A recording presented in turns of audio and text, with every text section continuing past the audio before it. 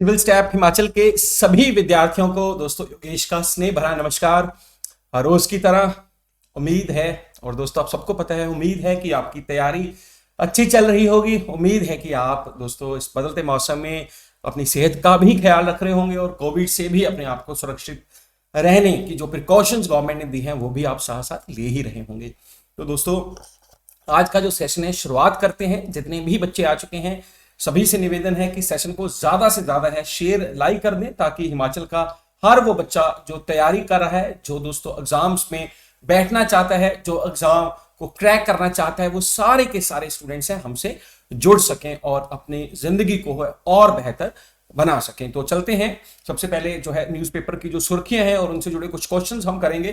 तो दोस्तों पहला जो प्रश्न है उससे पहले आज का विचार भी पढ़ लें। आज ये जो स्किप हो गया, तो दोस्तों best way to escape from the problems is to solve them. तो जिंदगी में हमेशा जो है प्रॉब्लम्स को खत्म करने का जो तरीका सिर्फ यही हो सकता है कि आप प्रॉब्लम को ही खत्म कर दें दोस्तों, उसके सॉल्यूशंस की तरफ जाएं। तो ये चाहे पढ़ाई से जुड़ी हो, चाहे आपकी जिंदगी के किसी भी क्षेत्र से जुड़ी हो, तो उसको प्रॉब्लम को है जो है सॉल्यूशंस की तरफ है लेके जाना चाहिए, ना कि उससे हमें जो जैसे हम जो है बचपन से कहानी सुनते हैं कि जो जो कबूतर होते हैं वो बिल्ली को देख के अपनी आंखें बंद कर लेते हैं। तो ऐसा जो है हमारा एटीट्यूड नहीं होना चाहिए। हमारा जो एटीट्यूड है दोस्तों सॉल्यूशंस की तरफ है जाना चाहिए। तो चलते हैं आज की पहली सुर्खी।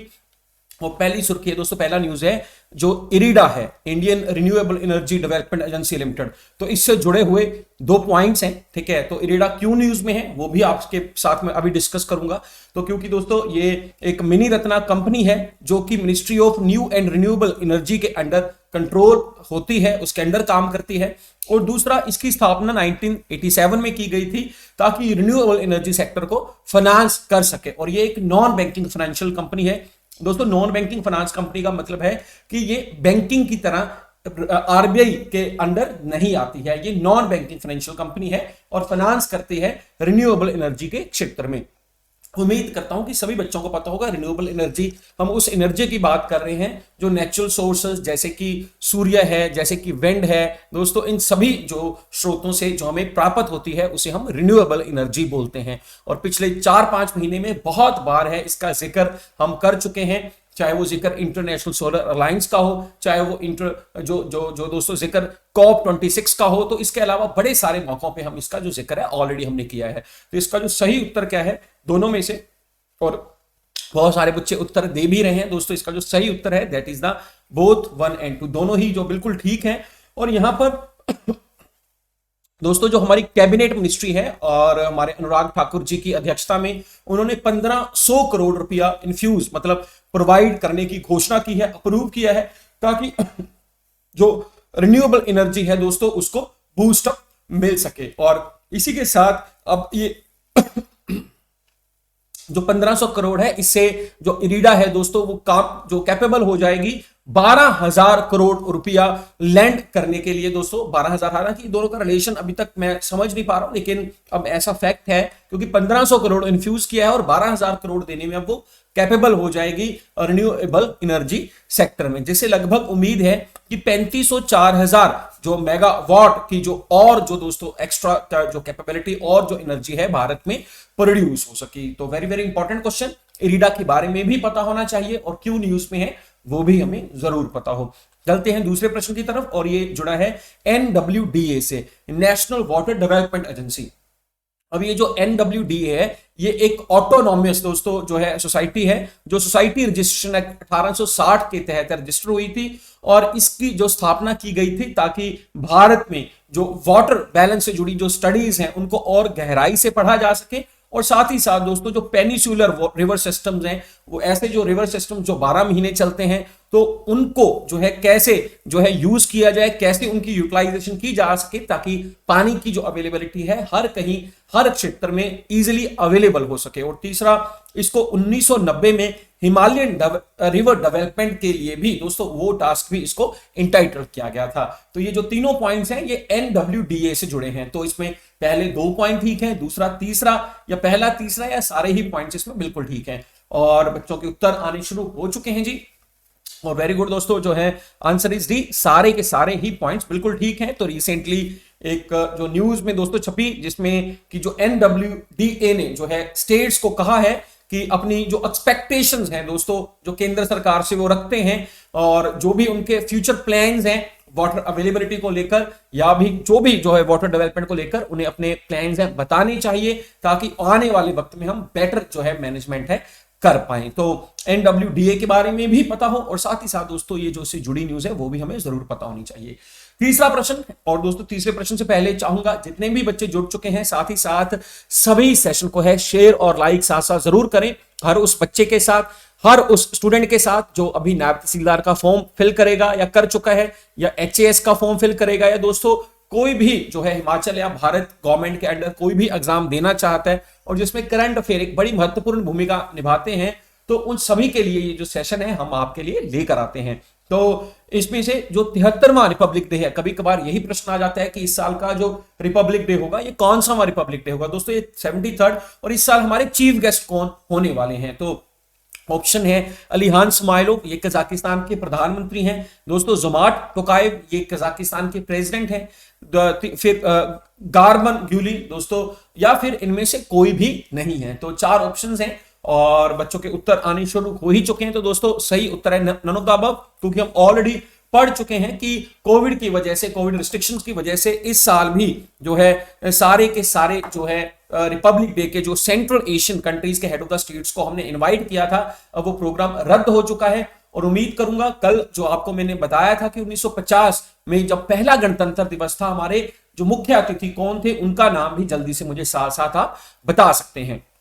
तो दोस्तों इसका जो न्यूज को आज हम इसलिए पढ़ रहे हैं क्योंकि अब वो फिजिकली तो नहीं आ सकते, लेकिन प्रधानमंत्री जी है उन्होंने कहा है कि भारत की और ये सेंट्रल एशिया जो ये 5 कंट्रीज हैं, इनकी एक वर्चुअल समिट है, उसे हम 27 जनवरी को ऑर्गेनाइज करने वाले हैं। एंड दोस्तों ये इस तरह की पहली समिट होगी जिसमें भारत और इन 5 कंट्रीज से लेकर जो व्यापार या फिर जो पॉलिटिकल जो दोस्तों जो मुद्दों के ऊपर है बातचीत होगी, और बड़े सारे और एग्रीमेंट्स होने की जो है संभावनाएं हैं। तो इस बार फिजिकल तो नहीं, वर्चुअल समिट जैसे वर्चुअल क्लास, तो दोस्तों इसके भी अपने बेनिफिट हैं। आप घर बैठे बैठे जो है क्लासेस देख रहे हैं। हर स्टूडेंट तो चंडीगढ़ नहीं आ सकता, किसी के पास जॉब्स हैं। कल भी बहुत सारे बच्चे बता रहे थे जी, कोई पोस्टमैन है, कोई टीचर है, कोई पुलिस में है।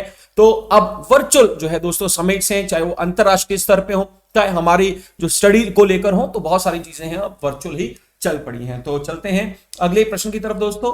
और जो अगले प्रश्न है इन तीनों के अलावा कुछ दोस्तों जिनको मैं शॉर्ट फॉर्म में या वन लाइनर्स बोल सकता हूं, ऐसे कुछ प्रश्न थे अदर न्यूज। तो इसमें सबसे पहले जो है दोस्तों एयर इंडिया ने यूएस की जो फ्लाइट्स हैं वो कैंसिल कर दी हैं, क्योंकि उन्होंने पायलट्स ने वहां जाने से मना कर दिया है। अब वहां के दोस्तों पायलट्स ने, एयर इंडिया के पायलट्स ने जाने से क्यों मना कर दिया, क्या रीजन है इसका, दोस्तों बड़ी ही इंटरेस्टिंग स्टोरी है और बड़ी खतरनाक भी स्टोरी है। तो उससे पहले मैं आपको बता दूं दोस्तों, जब भी कोई भी प्लेन लैंड करता है जमीन पर, तो दोस्तों जैसे मान लीजिए अगर ये जमीन है और ये जो जहाज उसके ऊपर अब लैंड करेगा, तो दोस्तों जब वो आहिस्ता आहिस्ता लैंड कर रहा होता है, तो उस धरती और उस जहाज के जो बीच डिफरेंस है दोस्तों, उसके बारे में जो पूरा का पूरा जो आइडिया है दोस्तों, वो जो इंस्ट्रूमेंट पायलट्स को देता है उसे हम बोलते हैं एल्टीमीटर्स दोस्तों, रेडियो एल्टीमीटर। जो डिफरेंस दोस्तों जितना भी डिफरेंस है प्लेन और जमीन के बीच में होगा, तो दोस्तों उसी फ्रिक्वेंसी से है रेडियो एल्टीमीटर है उसको उतारने की कोशिश करता है। और अगर ये जो फ्रीक्वेंसी है इसमें थोड़ा सा भी कभी बदलाव आ जाए, या जो फ्रीक्वेंसी है दोस्तों उसको जो है पायलट है अगर गलत मेजर करके दोस्तों जो है उस ज्यादा स्पीड या कम स्पीड से उतारने की कोशिश करता है, तो इससे लैंड जो है प्लेन क्रैश होने की संभावनाएं भी बढ़ जाती हैं। तो अब आप सोच रहे होंगे कि ये सारी बातें मैं कर क्यों रहा हूं, एयर इंडिया ने कैंसिल की है अपनी फ्लाइट्स और इसका रेडियो एल्टीमीटर से क्या संबंध है। दोस्तों बिल्कुल संबंध है, क्योंकि रिसेंटली जो है अभी यूएसए ने अपने यहां 2-3 दिन पहले ही 5G लॉन्च किया है। अब ये जो 5G है, आप सोच रहे होंगे दोस्तों 5G तो इंडिया में भी है, लेकिन वो दोस्तों ये फाइबर ऑप्टिक्स वाला है, वायरलेस, जो दोस्तों जो बिना किसी तार के, जैसे हम 4G 3G यूज कर सकते हैं इजिली, तो वैसे ही अब 5G अमेरिका में लॉन्च हो चुका है। अब ये जो 5G की रेडिएशन इतनी ज्यादा है अब, क्योंकि बहुत सारे लोग एयरपोर्ट्स पे या प्लेन में भी, या दोस्तों आसपास जो लोग हैं, अब प्लेन में तो चलो जो है जो आप आसमान में होते हैं तब तो यूज नहीं कर पाते, लेकिन जब आप थोड़ा नजदीक आ जाते हैं जमीन के या फिर एयरपोर्ट के आसपास के इलाकों में, जो लोग उसे यूज कर रहे होंगे, इसका इतना ज्यादा इंपैक्ट है कि ये जो फ्रीक्वेंसी जो रेडियो एल्टीमीटर यूज करता है उन फ्रीक्वेंसी के ऊपर असर डाल सकता है, जिसमें लैंड कराने में दिक्कतें हो सकती हैं और प्लेन क्रैश भी हो सकता है। अब इसकी जानकारी हालांकि अमेरिका में जो दोस्तों FAA फेडरल एविएशन एडमिनिस्ट्रेशन है, वहां की जो सिविल एविएशन को जो कंट्रोल करती है, उसको बता दी गई है और प्रेसिडेंट ने कहा है कि बड़ी जल्दी ही इन समस्याओं का निवारण कर लिया जाएगा। साथ ही साथ दोस्तों 5G की रेडिएशन इतनी ज्यादा खतरनाक है, तो इसका जिक्र कुछ महीने पहले भारत में भी हुआ था, जब आपको याद हो कि सुप्रीम कोर्ट ने जूही चावला ने एक जो है दोस्तों जो PIL डाली थी, जहां पर कहा गया था कि जो पंछी हैं, पंछी अपनी डायरेक्शंस को है भूल सकते हैं, ये 5G रेडिएशन इतनी ज्यादा खतरनाक है। हालांकि सुप्रीम कोर्ट ने इस केस को रद्द ही कर दिया था, और उस वक्त ऐसी भी खबरें आई थी कि जो कोविड के जो मरीज हैं दोस्तों, उनके ऊपर भी और वैसे भी लोगों की हेल्थ के ऊपर इसकी रेडिएशन का बहुत बुरा असर हो रहा है, क्योंकि ऐसी खबरें थी कि भारत में भी इसकी टेस्टिंग शुरू हो चुकी है, लेकिन ज्यादातर ये खबरें नहीं रही। लेकिन अब इस तरह की खबरें दोबारा से चर्चा में आई हैं, तो दोस्तों हो सकता है कि भारत में भी ये मुद्दे हैं दोबारा से उठ सकेंगे। तो 5G रेडिएशन, और जिसकी वजह से ये फ्लाइट्स हैं कैंसिल हुई हैं। तो डायरेक्टली तो कोई क्वेश्चन नहीं बनता हमारे एग्जाम्स के लिए, लेकिन आप FAA को जान सकते हो, और दूसरा ये रेडियो एल्टीमीटर का क्या यूज होता है उसको आप पढ़ सकते हो। तो चलते हैं दोस्तों अगली न्यूज पर। अगली न्यूज है स्पोर्ट्स से जुड़ी हुई, और स्पोर्ट्स से 2-3 न्यूज हैं आज हमारे पास। उसमें से सबसे पहले तो मैं बोलना चाहूंगा दोस्तों, फिर मैं कहूंगा ज्यादा इंपॉर्टेंट नहीं है, लेकिन पता जरूर हो, आप सबको पता है हमारा अंडर-19 विश्व कप क्रिकेट का चल रहा है कैरिबियन नेशंस में, कैरिबियन आइलैंड्स में, वेस्ट इंडीज में। और वहां पर अब बड़ी बुरी खबर आ रही है कि भारत के जो 6 प्लेयर्स हैं उनको कोविड पॉजिटिव पाया गया, और भारत के पास ज्यादा प्लेयर्स भी नहीं हैं। अब देखना होगा कि जो ICC है या जो क्रिकेट जो दोस्तों जो क्रिकेट से जुड़ी जो भी ऑर्गेनाइजिंग बॉडी है, तो वो भारत के प्लेयर्स को या भारतीय टीम को वहां पर खेलने के लिए अलाउ करेगी या नहीं करेगी। तो दोस्तों बड़ी ही वहां पर जो है स्थिति है गंभीर हो चुकी है। और दूसरा हमने देखा कि भारत और साउथ अफ्रीका के बीच कल जो पहला जो है वनडे मैच हुआ, उसमें भारत को है साउथ अफ्रीका ने 31 रन से हरा दिया है। तो ये दोनों इंफॉर्मेशन थी, आपको मिल गई हैं, तो दोस्तों पता जरूर हो। और तीसरा जो है अब ये इंपॉर्टेंट हो सकता है, फिलहाल सानिया मिर्जा ने दोस्तों 2022 के सीजन के बाद अब इन्होंने कहा है कि इनकी जो उम्र है 35 साल हो चुकी है, और अब जो बॉडी उतनी अच्छे से नहीं खेल पाती जितना अच्छा पहले में खेल पाती थी। तो 2022 में दोस्तों US ओपन के बाद जो US का जो ग्रैंड स्लैम होगा, तो उसके बाद है इन्होंने अपनी रिटायरमेंट अनाउंस कर दी है। तो यहां पर बता दूं दोस्तों, बहुत ही बड़ी प्लेयर हैं, भारत की तरफ से 6 ग्रैंड स्लैम भी ये जीत चुकी हैं, और अब फिलहाल है ये इस साल के बाद है शायद ही जो है टेनिस में दोस्तों, अंतरराष्ट्रीय टेनिस में इनका जो जलवा है हमें देखने को मिलेगा। उम्मीद करूंगा साथ ही साथ आपको साउथ अफ्रीका के एक प्लेयर जिनको रिटायरमेंट जिन्होंने ली थी उनका नाम भी जरूर पता होगा। साथ ही साथ इंग्लैंड के जो कप्तान दोस्तों एन मॉर्गन को जो सबसे हाईएस्ट अवार्ड मिला ब्रिटेन का, उस अवार्ड का नाम भी पता होगा। क्लाइव लॉयड का जिक्र हमने क्यों किया था 2 दिन पहले, वो भी पता होगा। ये सारे जो प्रश्न है साथ साथ आप इनके उत्तर देते रहिए, ताकि आपकी जो रिवीजन भी साथ साथ जरूर होती रहे। दोस्तों अगली जो न्यूज है वो जुड़ी है हमारे यूक्रेन से। यूक्रेन को लेकर पहले भी हम काफी बार चर्चा कर चुके हैं कि यूक्रेन के बॉर्डर्स के ऊपर रशिया की फोर्सेस आ चुकी हैं, जिसके कारण अब जो बड़े सारे यूरोपियन नेशन, अमेरिका हो या पूरे का पूरा जो नाटो की दोस्तों फैमिली है, नाटो मतलब जो नॉर्थ अटलांटिक ट्रीटी ऑर्गेनाइजेशंस के टोटल जो 27 कंट्रीज हैं, तो दोस्तों अब ये जो कंट्रीज हैं 27 European countries, 2 north American countries और एक यूरेशियन कंट्री, तो सभी जो है काफी सारे जो है समिट्स इन्होंने की रशिया के मिनिस्टर्स के साथ, जो बिना किसी जो है रिजल्ट के बाद दोस्तों उनके जो है जो खत्म हो गई। तो अब यूक्रेन को यूएसए ने कहा है कि फिलहाल हम आपको नाटो में तो नहीं इंक्लूड कर सकते हैं, क्योंकि नाटो में इंक्लूड करने का मतलब है कि अगर आप पर हमला होगा तो सभी कंट्रीज रशिया पे हमला कर देंगे। लेकिन दोस्तों इनको $200 मिलियन का जो है एडिशनल सपोर्ट दिया है, डिफेंसिव मिलिट्री एड दिया है, ताकि वो अपनी रक्षा को है दोस्तों, अपने रक्षा इक्विपमेंट्स को है और ज्यादा मजबूत कर पाए।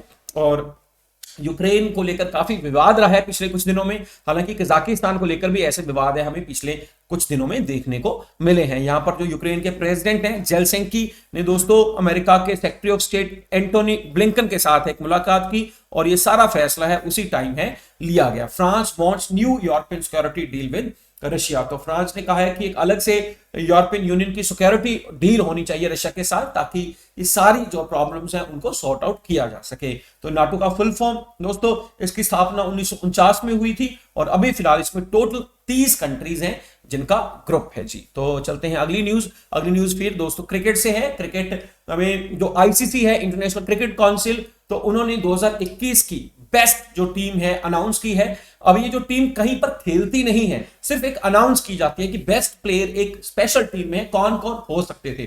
तो ये मेंस टीम भी है और वुमेन्स टीम भी है। हमारे लिए इंपॉर्टेंट है क्योंकि वुमेन्स टीम में वैसे आम तौर पे हम देखते हैं कि वुमेन्स टीम में हमारे 2-3 प्लेयर जरूर आते थे, लेकिन इस बार मेंस टीम में कोई भी प्लेयर नहीं आया। लेकिन वुमेन्स टीम में दोस्तों जो स्मृति मंधाना है उनको है चुना गया है। तो स्मृति मंधाना हमारी बहुत ही जो है अग्रेसिव प्लेयर है भारतीय क्रिकेट टीम की, और दोस्तों इनको चुने जाना भी अपने आप में बहुत बड़ी गौरवशाली बात है।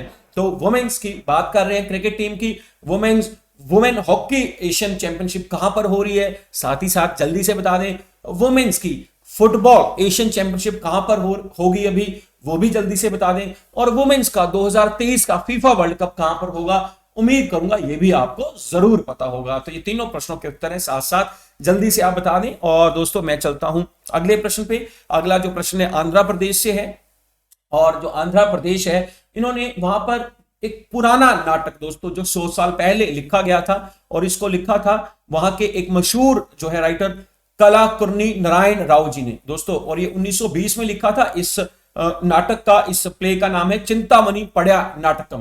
तो दोस्तों अब क्योंकि कुछ इसके जो हिस्से हैं जो स्पेसिफिक किसी कास्टिज्म को है दोस्तों प्रमोट करते हैं, किसी कास्ट के ऊपर कुछ बद्धे शब्दों को जो है इसमें इंक्लूड किया गया है, जिस कारण है फिलहाल आंध्र प्रदेश गवर्नमेंट ने इसके ऊपर बैन लगा दिया है, चिंतामणि पड़या नाटकम। तो इसको याद रखना है, आंध्र प्रदेश से जुड़े, तेलुगु भाषा से जुड़े, और क्योंकि इसके 100 वर्ष पूरे हुए थे तो आंध्रा में अलग अलग क्षेत्रों में इसे आयोजित करने का दोस्तों ऐसा फैसला पहले लिया गया था, लेकिन फिलहाल इसके ऊपर बैन आंध्र प्रदेश गवर्नमेंट ने लगा दिया गया। अब साथ ही साथ है आंध्र प्रदेश के जो मुख्यमंत्री हैं उनका नाम भी मुझे जल्दी से आप बता दें। और दोस्तों अभी कुछ दिन पहले हमने पढ़ा कि ब्रह्मोस जो मिसाइल है उसका जो भारत है एक्सपोर्ट करेगा, फिलीपींस उसे खरीदेगा, उसका ऑर्डर आ चुका है। अब दूसरी ऐसी ही डिफेंस को लेकर एक और खबर आ रही है कि जो हिंदुस्तान एरोनॉटिक लिमिटेड है दोस्तों, वो अपना हेलीकॉप्टर, जो कौन सा helicopter, ALH advance light helicopter दोस्तों, जो कि कहा जा रहा है कि बहुत सारे मल्टी डिमेंशनल काम करने के साथ ही साथ नेचुरल कैलामिटीज में भी जो है आज तक है काफी काम आया है,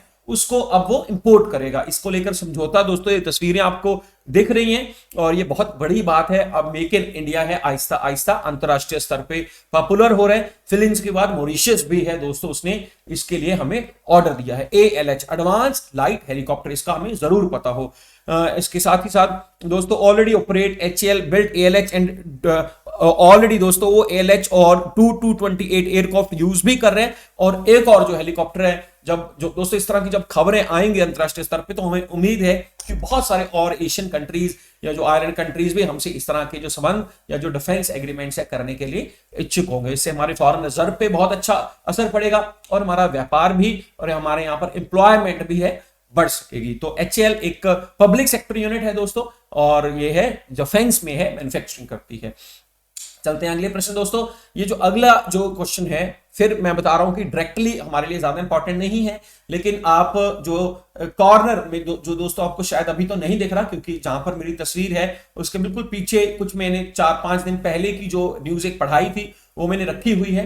लेकिन पहले हम ये न्यूज पढ़ लें कि ब्रिटेन के जो प्रधानमंत्री हैं उनको पार्टी के अंदर, कंजर्वेटिव पार्टी है उनके अंदर ही जो है रिवोल्ट झेलनी पड़ रही है, और इतनी ज्यादा जो है लोग उनके ऊपर दबाव बनाया जा रहा है कि वो रिजाइन कर दें। ऑलरेडी वहां पर अनएम्प्लॉयमेंट और दोस्तों जो पॉवर्टी जो है या इन्फ्लेशन बहुत बढ़ चुकी है पिछले 2 साल में। कोविड उसका मुख्य रीजन माना जा रहा है, और कोविड की वजह से देखिए सिर्फ इंग्लैंड में ही नहीं, हमने रिसेंटली देखा चाहे वो सूडान हो, चाहे वो कजाकिस्तान हो, बहुत सारे देश हैं वहां पर इस तरह के प्रभाव देखने को मिले हैं। और अगर ये अपना रिजाइन दे देते हैं तो दोस्तों अगले प्रधानमंत्री कौन होंगे, तो आपको जरूर याद होगा मैंने उस दिन भी बात की थी, दैट इज द ऋषि सुनाक। तो मैं आपको ये दिखा रहा हूं ऋषि सुनाक। तो दोस्तों ये ऋषि सुनाक कौन है, उस दिन भी बताया था, आपने इन्फोसिस का नाम सुना होगा। इन्फोसिस के जो फाउंडिंग मेंबर हैं नारायण मूर्ति, तो दोस्तों उनके सन इन लॉ है, उनके जो है लड़की के हस्बैंड हैं ऋषि सुनाक, और उनको है अगला प्रधानमंत्री जो है बनने की काफी ज्यादा संभावनाएं हैं अगर प्राइम मिनिस्टर जॉनसन वहां से रिजाइन करते हैं। तो एक और बड़ी इंपॉर्टेंट अपॉइंटमेंट है हमारे लिए हो जाएगी। उम्मीद करता हूं पराग अग्रवाल, गीता गोपीनाथ, उर्जित पटेल, इन सभी को, और दोस्तों ये कहां कहां पर जो अपॉइंटेड है इन सभी के नाम भी आपको जरूर याद होंगे। चलते हैं अगली न्यूज। और दोस्तों ये जो न्यूज है ये हम जो एनडीआरएफ की रेजिंग डे से रिलेटेड है।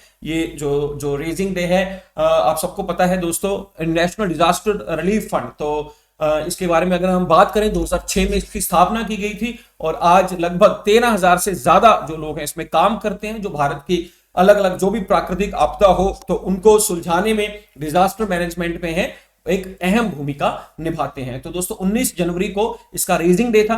अब क्योंकि इसके चेयरमैन हमेशा प्रधानमंत्री होते हैं तो यहां पर उन्होंने दोस्तों लोगों को जो एनडीआरएफ में काम करें बधाई दी, और भविष्य में जो है फ्यूचर में होने वाली किसी भी घटनाओं को और अच्छे से है कंट्रोल करने को लेकर है दोस्तों इन्होंने प्रेरित करने को भी कहा है। तो NDRF national disaster relief fund, तो इसको लेकर एक प्रश्न भी आएगा आगे, उम्मीद करूंगा आप जल्दी से उसका उत्तर भी दे देंगे।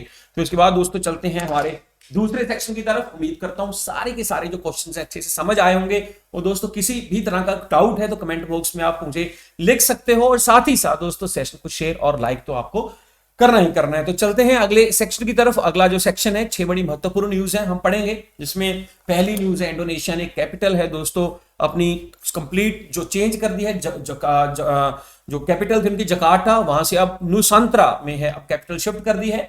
और पर्यावरण जो है रीजन बताए गए हैं क्योंकि वहां पर इतनी ज्यादा बिल्डिंग्स हो चुकी थी कि अब वहां पर जब बारिश का मौसम था तो दोस्तों पानी जो है पर्याप्त जो है अब्सॉर्ब भी नहीं कर पाती थी धरती, और दूसरा पॉपुलेशन बहुत बढ़ चुकी थी, जिस वजह से अब कैपिटल है चेंज करनी पड़ी है।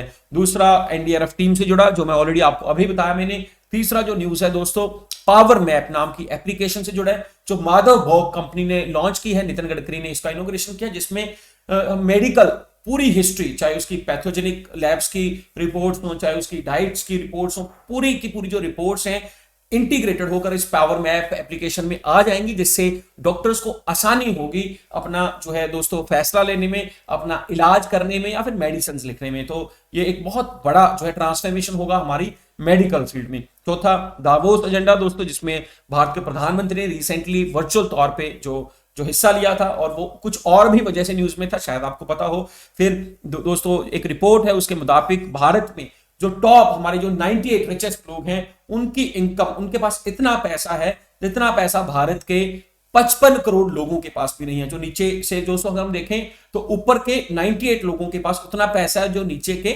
लगभग 55 करोड़ से ज्यादा लोगों के पास है। तो इतना ज्यादा डिफरेंस हो चुका है भारत में भी। और पिछले कुछ दिनों में देखा कि 84 करोड़ से भी ज्यादा लोगों के ऊपर कोविड के टाइम पीरियड पे फाइनेंशियली दोस्तों है दिक्कतें आई हैं। और लास्ट जो खबर है international financial service centre authority और इंश्योरेंस इंस्टीट्यूट ऑफ इंडिया के बीच है, जो है एक एमओयू है साइन किया गया है, तो उसको लेकर भी एक जो है क्वेश्चन है। तो चलते हैं क्वेश्चन की तरफ दोस्तों। सेशन को शेयर लाइक है साथ साथ करते रहिए। तो पहला प्रश्न है नुसांत्रा है, इनमें से कौन से देश की कैपिटल बनी है? तो दोस्तों इंडोनेशिया, म्यांमार, मलेशिया, लाओस।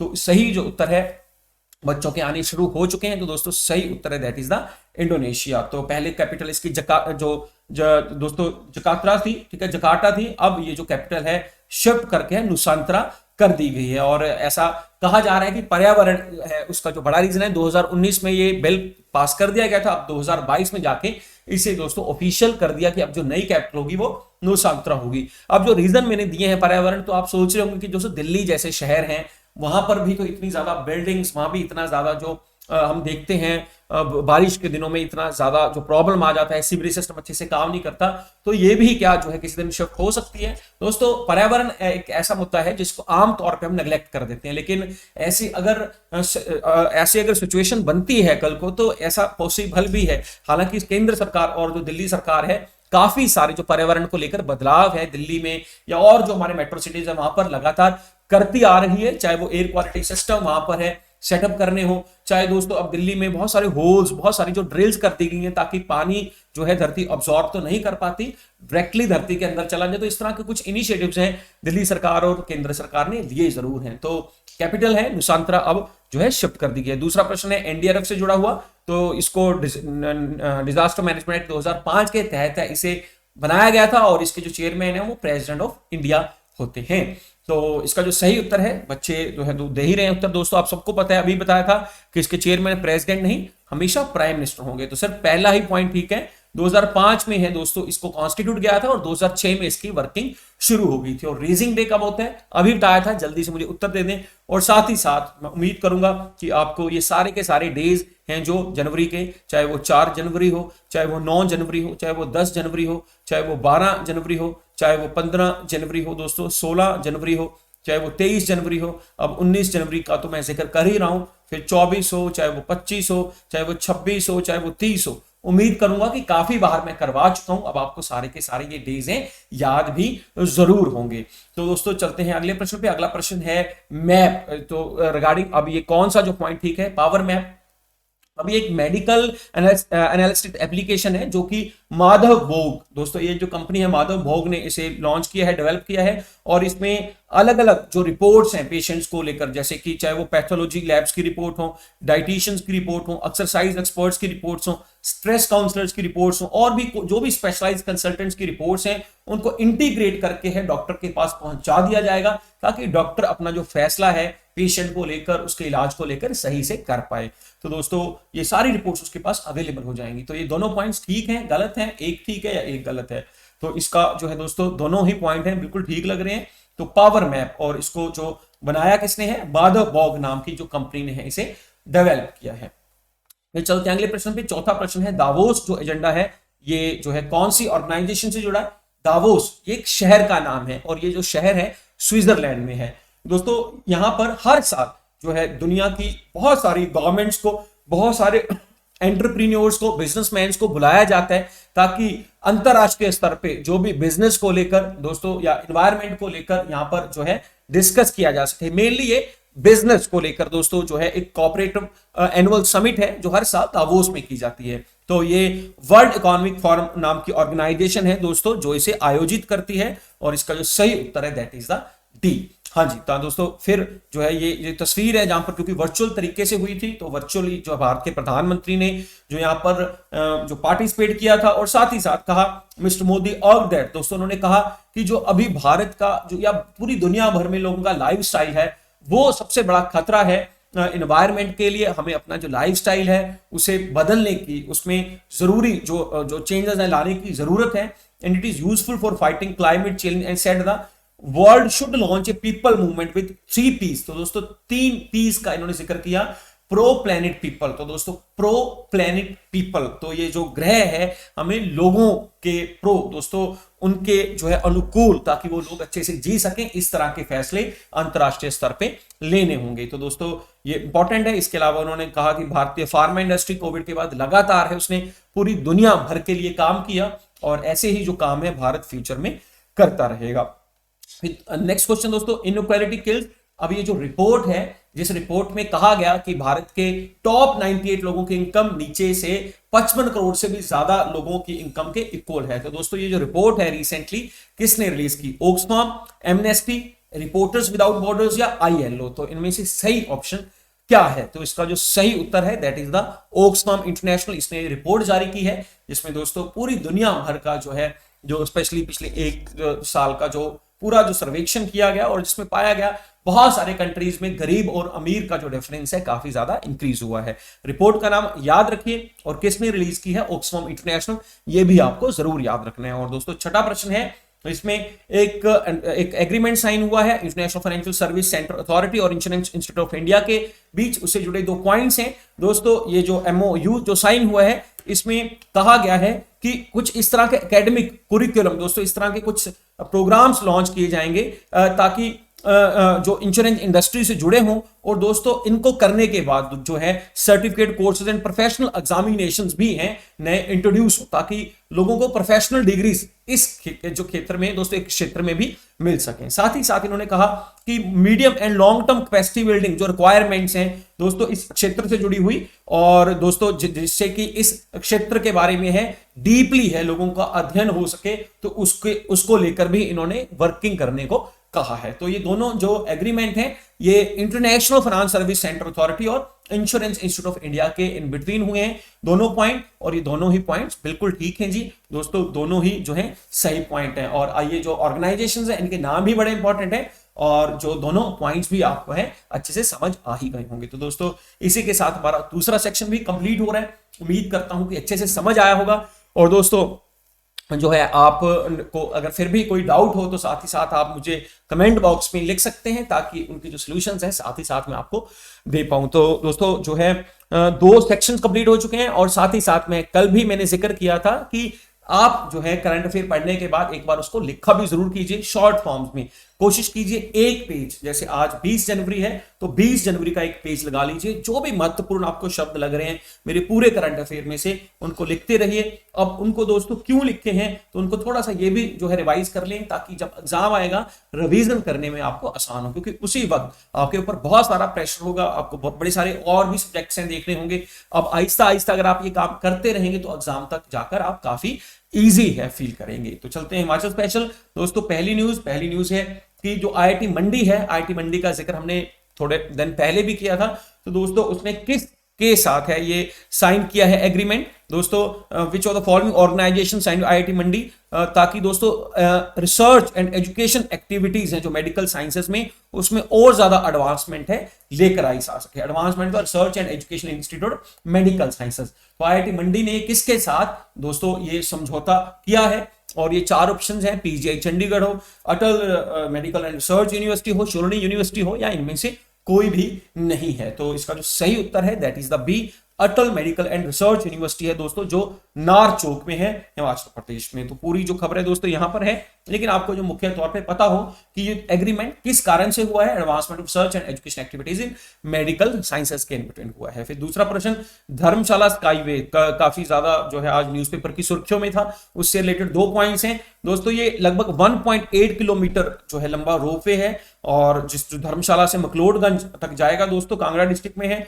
और इसको पब्लिक प्राइवेट पार्टनरशिप के तहत कंस्ट्रक्ट किया गया है, जिसमें धर्मशाला रोपवे लिमिटेड और दोस्तों Himachal Pradesh tourism and civil aviation department ने मिलकर ये जो काम किया है। तो ये जो दोनों पॉइंट्स हैं आप बताएंगे, पहला ठीक दूसरा ठीक, दोनों ठीक या दोनों ही गलत हैं। तो दोस्तों एज एक्सपेक्टेड उत्तर आ ही रहे हैं, तो आंसर है सी, दोनों ही जो पॉइंट्स बिल्कुल ठीक हैं दोस्तों। यहां पर जो है हम देखते हैं ये इसका इनोग्रेशन करने आए थे हमारे मुख्यमंत्री साहब जयराम ठाकुर, साथ ही साथ धर्मशाला के जो एमएलए हैं विशाल नेहरिया, और राज्यसभा के जो एमपी हैं इंदु गोस्वामी दोस्तों, तीनों की तस्वीर हमें दिखाई दे रही है। और यहां पर इन्होंने 207 करोड़ की लागत से बनने वाला ये प्रोजेक्ट है अप्रूव कर दिया। इसके अलावा और भी बहुत सारे जो इनिशिएटिव्स हैं दोस्तों, जिनका टोटल जो कॉस्ट है इस 207 करोड़ को मिलाकर 283 करोड़ है। बहुत सारे जो प्रोजेक्ट्स हैं उनको इनोग्रेट किया रिसेंटली यहाँ पर। और रोपवे प्रोजेक्ट की बात करें तो हमने रिसेंटली कुछ दिन पहले तो कसौली रोपवे की भी बात की थी। तो याद रखिए दोनों ही जगह, और आपको उस दिन बताया भी था कि वो कौन सा कंस्ट्रक्ट कर रहा है, कौन कंस्ट्रक्ट कर रहा है। तो आप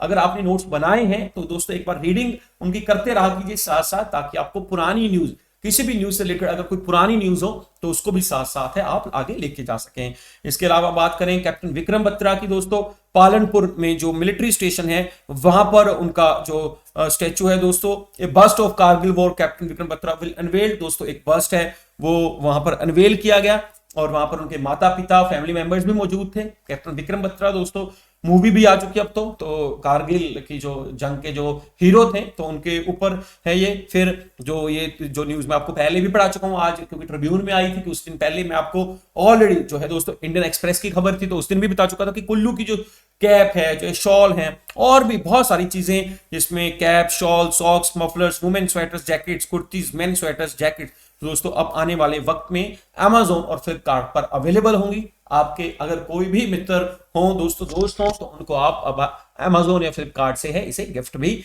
कर सकते हैं या बता सकते हैं कि आप यहाँ से, अगर आपको हो सकता है बहुत सारे ऐसे स्टूडेंट हो जो इस बिजनेस में हो या काम कर रहे हो, तो दोस्तों उनके लिए भी ये ऑफर है कि आप इसके ऊपर जाकर अपने बिजनेस को है, व्यापार को बढ़ा सकते हैं। और फिर दोस्तों लास्ट जो है, कल हमने बात की थी इंडियन नेवल शिप रणवीर की, और इंडियन नेवल शिप में जो हम बात कर रहे थे दोस्तों, वहां पर एक हिमाचल के जो है नेवी ऑफिसर, जिनका जो नाम है सुरेंद्र कुमार जी हैं, ये मास्टर चीफ पैटी ऑफिसर थे, इनकी मृत्यु हो गई है। ये हमीरपुर के रहने वाले हैं। हमीरपुर में अगर हम बात करें, सातविन विलेज है जो इन बरसर ऑफ डिस्ट्रिक्ट वाज, दोस्तों सातविन विलेज है, वहां से ये रहने वाले थे और इनकी मृत्यु हो गई। और उनकी जो लाश है, अब जो उनकी जो डेड बॉडी है, अब वो वापस है आ गई है। तो बड़ी ही ये दुखदायक खबर है। उम्मीद करेंगे कि ऐसी जो घटनाएं हैं, क्योंकि ऐसे जो जवान शहीद होते हैं दोस्तों किसी तरह के एक्सप्लोजन में, अगर वो किसी लड़ाई में भी नहीं, तो ऐसे जो शहीद हैं जो किसी इंटरनल मैटर में हैं, जो टेक्निकल फॉल्ट की वजह से शहीद हो जाते हैं, उनकी रिकॉग्नाइजेशन बड़ी कम हो पाती है। तो हम तो उम्मीद करेंगे कि इनको भी जो गवर्नमेंट है रिकॉग्नाइज करे, और दोस्तों इनको भी जो है वही सारी जो फैसिलिटीज है परिवार वालों को मिले जो कि वॉर के दौरान है जो शहीदों को मिलती हैं, उनके घर वालों को मिलती हैं। तो दोस्तों फिर लास्ट में जो है हल्दा फेस्टिवल से रिलेटेड कल हमने पढ़ा ही था, लाहौल स्पीति में ये हो रहा है। और इसके अलावा जो है स्पोर्ट्स जो पॉलिसी थी उसके बारे में भी हम पढ़ चुके हैं। और लास्ट में जो है हमारा जो गिरिराज से जुड़े ये जो 14 क्वेश्चंस हैं, ये भी अब आपने, क्योंकि 2-3 बार हम रीड आउट कर चुके हैं, उम्मीद करूंगा कि आपने भी है इनको रीड आउट कर ही लिया होगा। हालांकि मैं सैटरडे को है इनको दोबारा से फिर रिपीट करूंगा आपके साथ। तो दोस्तों इसी के साथ आज का जो सेशन है वो कंप्लीट हो रहा है। उम्मीद करता हूं अच्छे से समझ आया होगा। लेकिन दोस्तों खत्म करने से पहले जो है हर रोज की तरह है रिवीजन हम जरूर करते हैं, रिवीजन जरूर करेंगे। तो जल्दी से है सेशन को एक बार फिर सेशन को शेयर और लाइक कर दीजिए, ताकि दोस्तों हर वो बच्चा जो शायद हमारे इस सेशन से प्रेरित होकर है, अगर वो पढ़ पाए तो शायद दोस्तों जो हमारे जो कंटेंट है उसको काम आ पाए। क्योंकि कहा जाता है कि जिंदगी का जो सबसे बड़ा जो आपका लक्ष्य यही होना चाहिए कि आपके द्वारा किया गया काम अगर किसी को जो है फायदा दे रहा है, तो दोस्तों आपकी जिंदगी सफल है। तो शायद जो वो दोस्तों उसके काम हम आ पाए, और हमारा ये जो कुछ इनिशिएटिव्स हैं फ्री ऑफ कॉस्ट जो सुबह से शाम तक चलते हैं, तो दोस्तों ये जो फ्री इनिशिएटिव्स हैं इनको जो है इनका बेनिफिट हो सके बच्चों को, और हमें भी कुछ दुआएं साथ में मिल सके। तो चलते हैं रिवीजन की तरफ। तो रिवीजन है 1500 करोड़ रुपया है इरेडा को दे रही है गवर्नमेंट दोस्तों, ताकि रिन्यूएबल एनर्जी है उसको फाइनेंस किया जा सके आने वाले वक्त में। दूसरा प्रश्न था NWDA से, नेशनल वाटर डेवलपमेंट अथॉरिटी, और इसने जो है अलग अलग स्टेट्स को कहा है कि अपने जो फ्यूचरिस्ट जो प्रोजेक्ट हैं पानी को लेकर आप बता दें ताकि कोई दिक्कत ना आए। फिर प्रधानमंत्री जी हैं दोस्तों, वो वर्चुअल समिट है ऑर्गेनाइज कर रहे हैं 27 तारीख को, जो 27 जनवरी को सेंट्रल एशियन कंट्रीज जो पहले हमारे 26 जनवरी को आने वाले थे, लेकिन अब वर्चुअल समिट होगी और रिपब्लिक डे पे कोई भी नहीं आएगा chief guest. Air India cancel की हैं यूएस फ्लाइट्स, क्यों की हैं उम्मीद करता हूं अच्छे से समझ आ ही गया होगा। सानिया मिर्जा 2022 के बाद नहीं खेलेंगी, रिटायरमेंट ले रही हैं। फिर दोस्तों यूक्रेन को है नाटो में तो इंक्लूड नहीं किया जाएगा, लेकिन $200 की है इनको मिलिट्री एड दी जाएगी। सप्रीति मंधाना जो है वुमेन्स टीम में है, जो आईसीसी की जो दोस्तों साल की सर्वश्रेष्ठ टीम चुनी गई थी उसमें इंक्लूड किया गया है। फिर HAL अपना हेलीकॉप्टर ALX बेचेगा मॉरिशस को। उसके बाद ब्रिटिश प्राइम मिनिस्टर अगर रिजाइन देते हैं तो ऋषि सुनाक जी भारतीय मूल के दोस्तों ये व्यक्ति हैं, ब्रिटेन के अगले प्रधानमंत्री बन सकते हैं। और आंध्र प्रदेश का ये नाटक है चिंतामणि पढ़या नाटक में दोस्तों, उसके ऊपर बैन लगा दिया गया है। और ये जो NDRF की बात करें थे, रेजिंग डे दोस्तों 19 जनवरी को ये जो है ये प्रधानमंत्री जी ने है इसके ऊपर NDRF के लोगों को बधाई दी। फिर इंडोनेशिया ने अपनी जो कैपिटल है वो चेंज कर दी है, नुसांत्रा वहां की नई कैपिटल होगी। दूसरा प्रश्न था NDRF से जुड़ा, ऑलरेडी बात कर चुके हैं। माधव बोग ने एक नई ऐप बनाई है पावर मैप, जिससे कि बहुत सारी जो रिपोर्ट्स हैं पेशेंट्स की इंटीग्रेटेड होकर डॉक्टर के पास अवेलेबल हो जाएंगी, ताकि वो अपना इलाज है पेशेंट का इलाज है अच्छे से कर सके। Davos agenda world economic forum से जुड़ा हुआ है दोस्तों।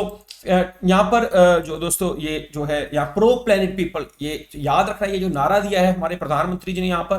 फिर उसके बाद इनइक्वालिटी किल्स रिपोर्ट है ऑक्सफैम इंटरनेशनल ने रिलीज की है, जिसमें कि गरीबी और अमीरी के बीच है डिफरेंस जो बढ़ रहा है उसके बारे में बात की। और लास्ट है IFSCA और इंश्योरेंस ऑफ इंडिया के बीच है दोस्तों जो एग्रीमेंट साइन हुआ है, ताकि इंश्योरेंस क्षेत्र को लेकर जो है लोगों को और ज्यादा है दोस्तों जो है नॉलेज प्रोवाइड की जा सके, और इसके रिगार्डिंग बड़े सारे जो प्रोफेशनल जो है प्रोग्राम्स भी है जो है लॉन्च की जाए, तो लोग इसकी जो प्रोफेशनल डिग्री भी लेकर है इस क्षेत्र में अपना कैरियर बना सकें। तो दोस्तों इसी के साथ आज का जो है सेशन कंप्लीट हो रहा है। हर रोज की तरह है दोस्तों, उम्मीद यही है अच्छा लगा होगा और आपको सब कुछ अच्छे से समझ आया होगा। लेकिन फिर भी आप अपने जो वैल्यूएबल कमेंट्स हैं, वर्ड्स हैं, सजेशंस हैं, जरूर हमें साथ साथ हैं कमेंट बॉक्स में है हर रोज देते ही आ रहे हैं, आज भी दें। और दोस्तों कल फिर मिलेंगे इसी एनर्जी के साथ, इसी जो है नई उमंग के साथ कि जो है तैयारी अच्छी चलेगी और भविष्य में हम अपने सारे के सारे एग्जाम में क्रैक करेंगे। बहुत बहुत धन्यवाद, थैंक यू।